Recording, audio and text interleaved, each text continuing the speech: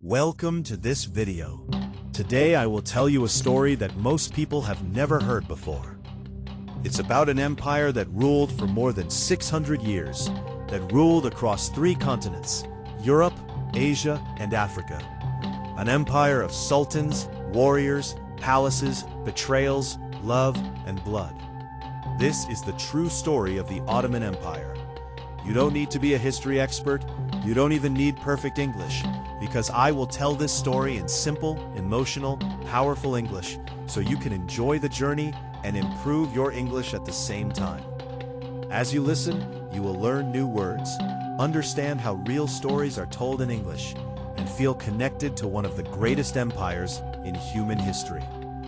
Part 1. The Birth of an Empire. Let's go back more than 700 years ago. The year is 1299. The place is Anatolia. Today we call it Turkey. It was not a country back then. It was broken, full of small tribes, small rulers, and war everywhere. The world was not safe. People were afraid. Cities were burning. The Byzantine Empire was falling apart. The powerful Seljuk Empire had already collapsed, and from the east, the Mongols had attacked and destroyed everything in their path. There was no peace, no strong leader, no one to protect the people. But from this chaos, a small tribe stood up. A tribe with no big army, no gold, no power, just a leader and a dream. That leader's name was Osman. He was not a king. He was not rich. He was just a man with a small group of warriors and a big dream to build a land for his people where they could be safe, proud, and strong. Who was Osman? Osman was born around 1258. His father's name was Errol, a respected tribal leader. Errol had taught his son honor, courage, and faith. But after his father died, Osman became the new leader of the tribe, the Kayu tribe. At that time, the tribe lived near the borders of the Byzantine Empire, the old Christian empire that once ruled a large part of the world. But now, the Byzantines were weak and broken. Osman saw an opportunity. He believed it was time for a new empire to rise, one that followed Islam, protected the weak, united the Turkish tribes, and fought for justice. How the empire started. Osman started attacking small Byzantine forts one by one. He didn't attack big cities. He started with small wins. Every time he won, more people joined him. Warriors, farmers, believers. They followed him not for gold, but for purpose. They believed Osman was chosen by God to lead a new era. He didn't call himself a king. He called himself Ba, a leader of the people. But soon the world started to notice. The small tribe of Osman became strong. Other tribes joined him, and in 1299, Osman made the most powerful decision of his life. He declared independence. He said, "We are not under the Seljuks. We are not under the Mongols. We are the Ottoman state, and this is our land." That was the birth of the Ottoman Empire, a name that came from Osman. Osman, Ottoman in Western pronunciation. Why this part is so important? Because in that moment, a small tribe became an empire. Not because of weapons, because of gold, but because of vision, unity, and faith. Osman didn't live to see the empire grow big, but his son Orhan took the dream forward. Part 2. The expansion from a tribe to a kingdom. After Osman died, his son Orhan became the new leader. Orhan was not just a warrior. He was a builder, a dreamer, a kingmaker. He looked at the land his father had started and said, "This is not enough. We must go further. We must become an empire that the world will never forget." The first big dream of Orhan was to capture a strong, rich city, something more than small forts. He saw the perfect place, Bursa, a beautiful and powerful city held by the Byzantines. It had strong walls, it had wealth, and it was a center of trade. But Orhan didn't rush. He surrounded the city for years. He slowly cut the supply lines. He made smart alliances. He waited like a hunter in the dark. And finally, in 1326, Bursa fell. That victory changed everything. Bursa became the first real capital of the Ottoman Empire. It was no longer just a tribe. It was now a kingdom, with a capital city, with money, with power. In Bursa, Orhan built mosques, schools, markets, and palaces. He wanted the world to see, we are not just fighters, we are builders of a new world. To grow bigger, Orhan knew he needed more than just soldiers. He created a system, a structure that made the Ottomans stronger than any tribe before. 1. A powerful army. He built a regular army called the Yaya, and later, something even more special, the Janissaries, which I'll explain in part 3. 2. A fair tax system. People paid taxes, but they got protection, roads, and justice in return. 3. Freedom of religion. The Ottomans allowed Christians and Jews to practice their faith, as long as they respected the empire. 4th, education and law. He built madrasas, Islamic schools, trained judges, and promoted scholars. They believed an empire is strong not just with swords, but with smart minds. This new system made people feel safe. And when people feel safe, they don't run, they join. In 1331, Orhan captured the city of Nika, today's another powerful Byzantine city. With every victory, more land came, more followers came, and the world began to notice. The Byzantines were shocked. The Christians in Europe were worried. Even the Mongols started to look closely. But Orhan stayed calm. He didn't call himself Sultan yet. He was still humble, using titles like Ba or Ghazi, a warrior for Islam. But inside the empire, the Ottoman name was growing. People began to say, maybe these are the leaders we've been waiting for. 4. Here's something you wouldn't expect. Orhan's son, Suleiman Pasha, went across the sea into Europe. Yes, Europe. The Ottomans, who had started as a small tribe, were now crossing into Thrace, today's part of Greece and Bulgaria. They didn't go there with a huge war. They helped a Byzantine prince in a civil war. In return, they got land in Europe. It was a quiet step, a soft step, but it was the beginning of Ottoman expansion into Europe. A moment that would one day change all of world history. Orhan legacy. Orhan ruled for about 35 years. When he died, he left behind a powerful capital, a strong army, a growing empire, a system of law and respect, and land in both Asia and Europe. From his father Osman's dream, he built something real, stable, ready for greatness. But the next generation would do something even bigger, something the world would never forget. Part 3. The Rise of the Sultanate. Orhan was gone, but the empire he built was just getting started. Now the Ottomans had a strong city, Bursa, a system of taxes and laws, land in both Asia and Europe, and the respect of thousands of people. But what they needed now was a true sultan.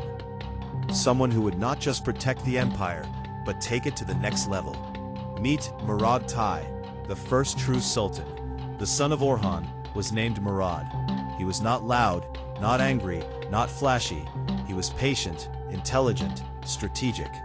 But when it came to power, he was stronger than anyone imagined. In 1362, Murad became the ruler of the Ottoman Empire. But he didn't just call himself Bey or Prince like his father and grandfather. He gave himself a new name, Sultan, a word that meant ruler with both worldly and spiritual power. This was a bold step. It meant that the Ottomans were no longer just a tribe, no longer just a small state. Now they were a royal empire. Murad saw that Bursa was too far from Europe. The Ottomans had already started entering European lands. So he captured a new city, a powerful one, Adira, also known as Adrianople. It was once a proud Byzantine city. Now it became the second capital of the Ottoman Empire, and the first capital inside Europe. From here, the Ottomans could expand further into Greece, Bulgaria, Serbia, and beyond. Adira was beautiful. Big mosques, busy markets, soldiers everywhere, and a symbol of the new Ottoman power. But Murad didn't stop at cities. He knew an empire could only grow with a fearless army. So he created one of the most powerful and most feared military forces in history, the Janissaries. These were not regular soldiers. They were trained from childhood, disciplined, loyal, obedient. They followed only one master, the Sultan. How were they trained? They were often Christian boys from conquered lands, taken as children, raised in Islamic culture, and trained in fighting, leadership, and loyalty. This system was called the Dev Shirmi. Some people today criticize this system, but back then it made the empire stronger and gave these boys education, training, power, a chance to rise to the highest positions in the empire. The Janissaries were elite. No marriage, no private property. Their life was the empire. They became the heart of Ottoman military power for centuries. And because of them, the Ottomans now had something other empires didn't. An unstoppable army, trained for victory, not for money, not for land, but for loyalty. The battles begin. Now Murad had a real empire. He had two capitals, Bura and Adira, a system of taxes and laws, religious tolerance. Christians and Jews could live peacefully under Ottoman rule, and the Janissaries, his iron army. It was time to move forward. Murad looked at the map and saw an opportunity. The Balkan region, Greece, Bulgaria, Serbia, Albania, was weak and divided. Different kings, small armies, too much fighting among themselves. Murad moved quickly. He captured Plovdiv, Sofia, Nice, and many other cities, one after another. People were shocked. Who are these Turks, they asked. How are they taking over everything? But the answer was simple. Discipline, unity, purpose. The Europeans tried to resist. They formed alliances. They asked for help from Hungary, Venice, even the Pope in Rome. But Murad's army was too fast, too smart, too strong. In 1389, a major event changed history, the Battle of Kosovo. On one side, the Ottoman Empire led by Murad. On the other side, a large Christian army led by Prince Lazar of Serbia. It was a bloody and violent war. Thousands died. The ground was red. No one knew who would win, but in the end, the Ottomans won. They destroyed the Serbian army and became the new power in the Balkans. But victory came at a cost. During the battle, Murad was killed, possibly by an enemy pretending to surrender. It was a moment of shock, but Murad's son was ready. After Murad's death, his son, Bayezid, took power. He was fast, furious, brilliant in battle. His nickname was Yildirim, which means the lightning. Why? Because his attacks were fast, powerful, and unexpected. Bayezid continued his father's work. He expanded the empire deep into Europe. He fought against Hungary, Bulgaria, and even threatened Constantinople, the heart of the Byzantine Empire. The world began to whisper, maybe the Ottomans are unstoppable. Bayezid expanded the Ottoman Empire faster than any sultan before him. He defeated Christian kingdoms, crushed local rebellions, and even surrounded Constantinople, the ancient city of the Byzantine Empire. The world was starting to believe maybe the Ottomans really will take over the whole world. But just as Bayezid was preparing for his greatest victory, a monster was coming from the east. A man whose name made even kings tremble. A man whose armies moved like a storm. His name was Timur, also known as Tamerlane. Timur was not an ordinary conqueror. He came from Central Asia, from the same lands where Genghis Khan's blood still echoed. He claimed to be Genghis Khan's spiritual successor. He was not a sultan, not a caliph, not a king. He was a warlord, a destroyer, a shadow of fire. His army was powerful, fast, and extremely brutal. He had already crushed Persia, destroyed Baghdad, broken kingdoms in India, and burned cities to ashes. Now Timur's eyes turned toward Anatolia, the heartland of the Ottomans. Why did Timur attack Bayezid? It wasn't just about land. It wasn't just about power. It was about ego. Bayezid had called himself Sultan of Rome, the Sultan of Rome, a title that Timur believed belonged to him. Also, both leaders were proud, ambitious, and unwilling to bow. Timur sent a message to Bayezid demanding respect. Bayezid replied with insults. Their letters were like fire and thunder, They didn't just disagree, they hated each other. And so war was coming. The two greatest Muslim powers of the time, Bayezid with his powerful Ottoman army, Timur with his brutal, massive Mongol Turk force. They met near the city of Ankara in the year 1402. It was summer, hot, dusty. The air was thick with fear. Bayezid's army was confident. He had won many battles before, but Timur had a secret weapon, strategy. He used spies. He spread rumors to turn Bayezid's allies against him. He even freed Turkish princes who hated Bayezid and made them fight against their own sultan. When the battle began, it was chaos. Some of Bayezid's troops betrayed him and joined Timur during the fight. His lines broke. His army panicked. The proud sultan tried to fight, but it was too late. Bayezid was captured, and that moment broke the empire. Imagine it. The man who ruled the greatest Islamic empire, now a prisoner in a foreign tent in chains. It is said that Timur kept Bayezid in a cage. Some say he treated him like an animal, a dog. Others say Timur allowed him to live with his wives, but in deep shame. The truth is debated, but one thing is clear. The empire that rose like lightning had now fallen into darkness. Bayezid died in captivity in 1403. Some say it was suicide. Others say it was grief. But what mattered more was what happened next. Bayezid had many sons, but he never chose a clear heir. So after his death, his sons began to fight each other for the throne. This period from 1403 to 1413 is called the Ottoman Interregnum. It means time between kings. It was a civil war, a brother against brother, each one claiming to be the rightful sultan. This was the most dangerous time in Ottoman history. If they failed now, the entire empire would be lost forever. Enemies from Europe attacked Ottoman lands. Christian kingdoms took back cities. The empire became weak, confused, and broken. But after 10 years of chaos, one brother rose above the rest. The son who finally took control was Mehmed, the son of Bayezid. He was not just a fighter, he was a healer. He brought the empire back together. He defeated his brothers, stopped European invasions, rebuilt broken cities, reorganized the army, restored the government. Mehmed then was not a conqueror like his father, but he was something more important, a savior of the empire. Without him, there would be no Ottoman Empire today. He ruled from 1413 to 1421 and died peacefully, leaving the empire stable again. But the world didn't know the real storm was still coming. Part 4. The Conquest of Constantinople. After the war, the rebuilder died. The Ottoman Empire was alive again. But it was not yet complete. It was strong. It was respected. It ruled many cities, but one city still stood like a challenge.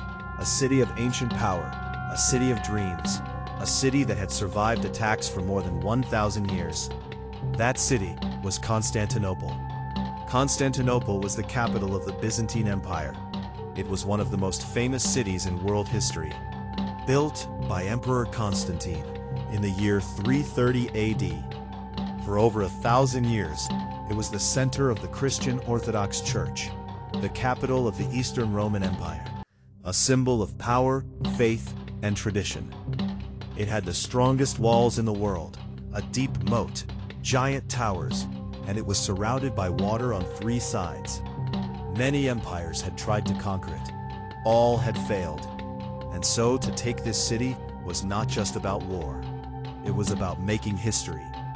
After Mathurin died, his son Murad II ruled for some time. He fought many battles and kept the empire stable. But the real fire came from Murad's son, Mehmed II. Mehmed was only 12 years old when he first became sultan. Too young, too inexperienced. So after a few years, his father returned to rule again. But when Murad died in 1451, Mehmed became sultan again. Now 19 years old, he was no longer a child. He was focused, educated, strategic, and obsessed with one dream: to conquer Constantinople. Mehmed's advisors said, "It's impossible. Too many armies have failed. We will lose everything. Europe laughed. A 19-year-old boy against a 1,000-year-old city. But Mehmed didn't care. He had been studying the city since he was a child. He knew its weaknesses. He believed it was his destiny. He said, "Either I will conquer Constantinople, or Constantinople will conquer me." Mehmed didn't just attack blindly. He began a plan that shocked the world. Built the biggest cannon the world had ever seen. It was designed by a Hungarian engineer named Urban. The cannon was so large, it could only fire once every few hours, but it could break even the strongest walls. Built a fortress on the Bosphorus called Rumeli Hisar. It stopped all ships from bringing help to Constantinople. It was a signal to the Byzantines, "We are coming." Collected an army of over 80,000 men, janissaries, cavalry, engineers, and builders. He had soldiers from many different lands. Built a naval fleet, ships to attack the city from the sea as well. Constantinople was surrounded by water, so he needed both land and sea power. The attack begins. April 6, 1453. Mehmed arrived at the city walls with his massive army. The Byzantine Emperor Constantine XI had less than 10,000 defenders. Still, they stood strong. The city's walls were thick, high, and legendary. The Byzantines believed God would protect them, but Mehmed was ready for war. For 7 long weeks, the Ottomans attacked the walls. The cannons kept firing. Ladders and towers were built to climb the walls. The ships attacked from the sea. The Byzantines used Greek fire, a special weapon, to burn enemy ships. But the city would not fall. Days passed. Weeks passed. Mehmed became more aggressive. He carried ships across land, using logs and ropes to surprise the enemy from another side. Even his enemies said, "No one has ever done this before." But the walls still stood, until finally May 29, 1453. Before dawn, Mehmed gave one final order. "We attack all forces, all sides now." The soldiers moved like thunder. The cannons broke part of the wall. The janissaries stormed in. Screams, blood, smoke. After 53 days of non-stop fighting, the great city fell. The Byzantine Emperor Constantine XI died fighting like a warrior king, but the city was taken.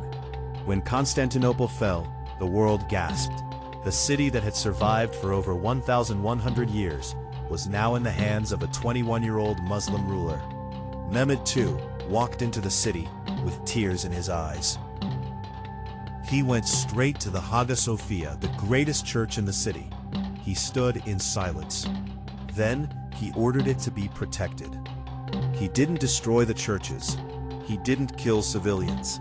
He declared, "From today, this city is ours, and it shall be called Istanbul." The people of the city were shocked. Many had feared the Ottomans, but Mehmed brought order. He gave protection to Christians and Jews, freedom of worship, new homes to those who had lost everything. He built mosques, libraries, schools, hospitals, palaces. He invited scholars, architects, and poets. He wanted Istanbul to be the center of the world. Under his rule, the empire became a cultural, political, and military superpower. The West was shocked, the East was amazed, and the Muslim world celebrated. The Ottoman Empire had now become one of the most powerful empires in history. After Mehmed II, many great sultans would come. Suleiman the Magnificent, the lawgiver. Selim the Grim, who took Egypt. Ahmed I, who built the famous Blue Mosque. But it was Mehmed who changed everything. His victory ended the Byzantine Empire forever. It marked the end of the Middle Ages and the start of a new world. The Ottoman Empire. It lasted for more than 600 years. It ruled parts of Europe, Asia, and Africa. It gave the world art, science, architecture, and powerful leaders. And it showed us that even a small tribe with faith, vision, and unity can change the course of history. Maybe you never knew this story before. Maybe this is your first time hearing about the Ottomans. But now you know. They were more than warriors. They were builders, dreamers, and leaders. They were not perfect, but they were powerful. And like the rise of their empire, you too can rise. Even if your life feels like a small tribe now, with discipline, faith, and courage, you can build your own empire. This wasn't just about kings or battles. It was about vision, faith, and never giving up. The Ottoman Empire teaches us something important. You don't need to be powerful to begin. But if you begin with purpose, with belief, you can become powerful. Just like Osman had a dream, just like Mehmed had a mission, you too have something inside you. Maybe today you feel small. Maybe you think your English isn't strong. Maybe you think the world has forgotten you. But never forget this. Empires rise from nothing. So can you. You didn't just watch a video today. You walked through history. You learned real English. You grew stronger. And that's something to be proud of. So now hold your head high, speak with courage, and keep going forward, because your story is not over. In fact, it's just beginning. Thank you for being here with me. Thank you for learning with me, and thank you for never giving up. If this story touched your heart, please subscribe, like, and share it with the world, because stories like this deserve to be remembered, and people like you deserve to rise. Goodbye, my friend.